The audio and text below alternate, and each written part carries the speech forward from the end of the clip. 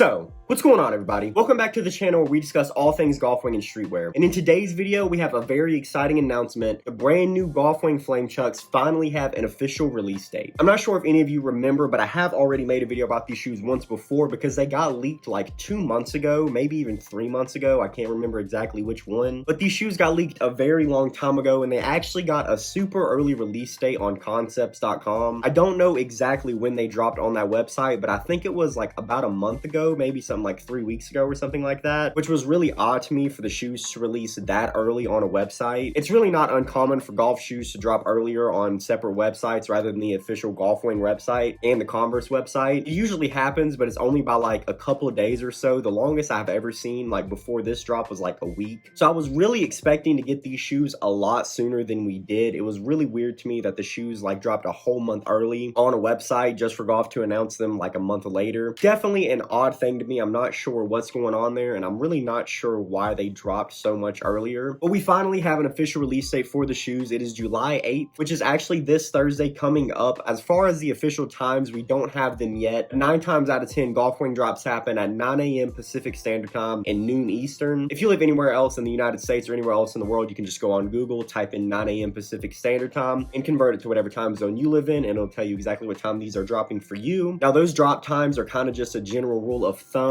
so might be dropping at a different time. I wouldn't completely count on it, but it's definitely a possibility. So those will be the drop times unless Golf Wang or Converse officially announces a different drop time. But kind of keep up with the Golf Wang Instagram and with the Converse Instagram and with the Golf Wang Reporters Instagram page. If there is any changes in the drop times, one of those accounts will let you know. As far as the retail on these shoes, they did drop early on concepts.com, so we do know the official price. I didn't pick them up when they first dropped, so I don't know 100% what they are, but I'm 99% sure they were like 110. If they're not 110 exactly, they're definitely in that price range, but I'm pretty sure that was the exact price. I just don't want to say like 100% that is the price tag when I don't know for sure, but I'm pretty positive these will be retailing at 110. As far as my thoughts on these shoes, guys, I'm going to say something a little controversial because I know that a lot of people hold the OG colorway like really near and dear to their hearts. I like this colorway more than I like the original Flames colorway. I know that that's probably not a popular opinion at all, but this is my favorite variation of the Flames colorway, although I still really